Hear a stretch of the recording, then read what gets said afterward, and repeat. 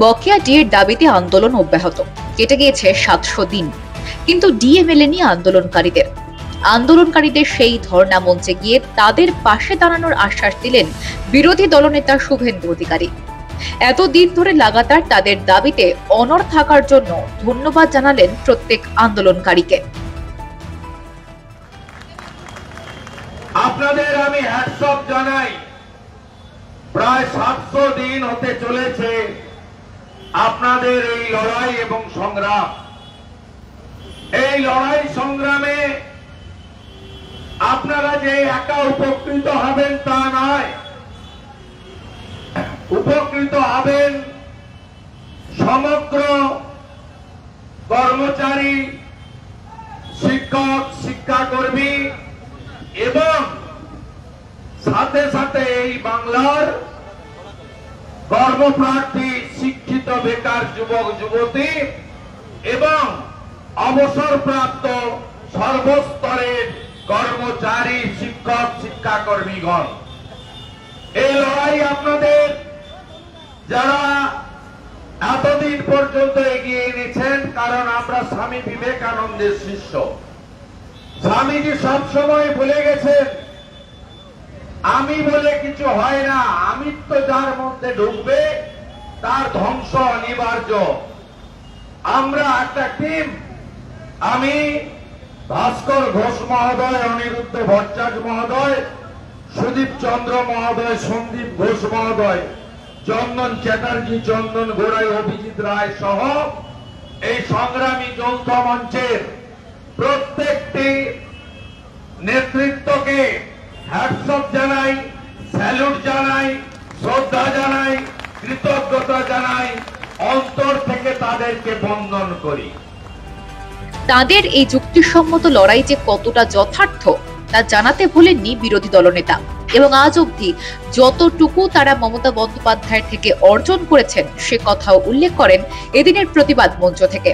তাই লড়াই জারি রাখার হুঙ্কার দেন তিনি।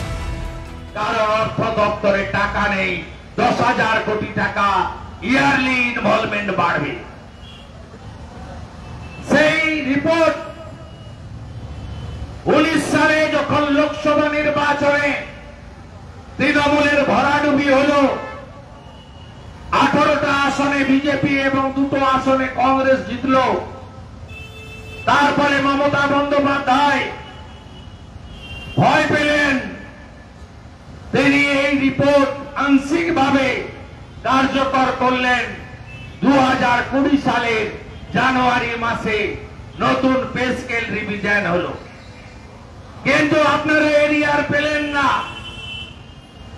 পেনশনারদের যে দাবি ছিল সেই দাবি পূরণ হলো না।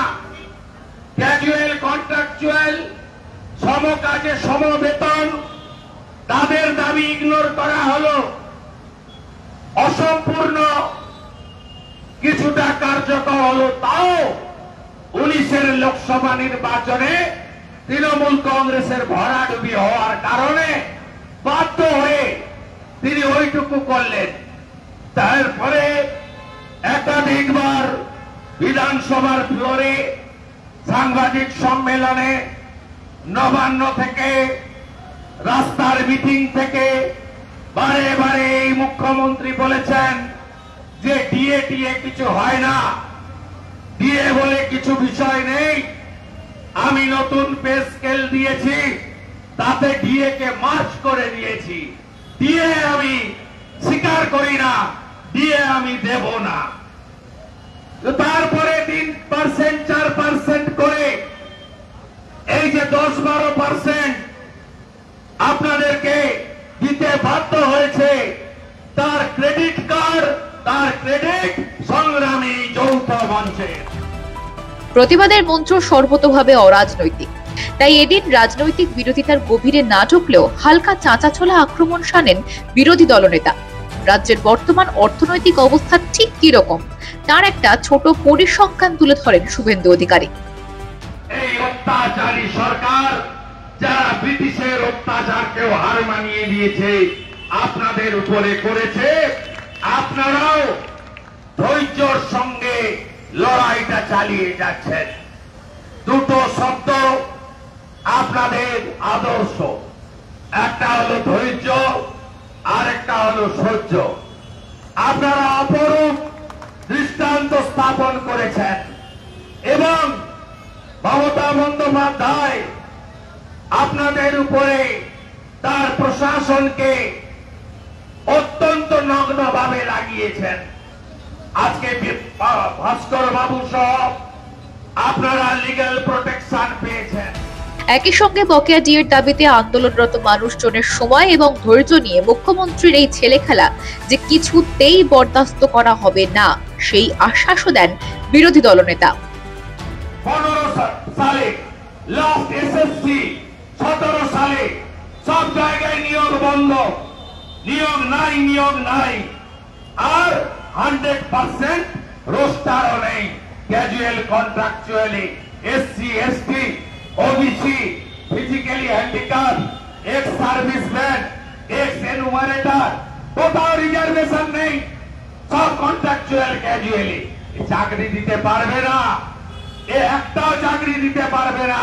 লিখে রাখুন, আমি 3 বারের এমএলএ, 2 বারের এমপি, 3 বারের কাউন্সিলর, ভোটে জিতি মমতা ব্যানার্জিকে হারিয়েছি, আবার দরকার হলে হারাবো, প্রয়োজন হলে আবার হারাবো।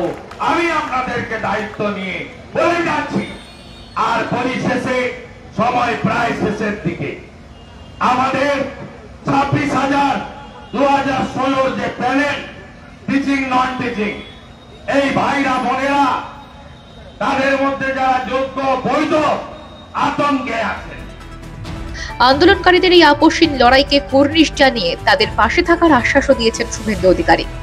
যে রাজ্যে রেশন থেকে আবাস, স্বাস্থ্য থেকে শিক্ষা সবটাই দুর্নীতির মোড়কে মোড়া, সেই রাজ্যে দাঁড়িয়ে আন্দোলনকারীদের এই ঐক্যবদ্ধ সংগ্রাম যে উদাহরণ তৈরি করেছে সে কথাও জানালেন বিরোধী দলনেতা শুভেন্দু অধিকারী।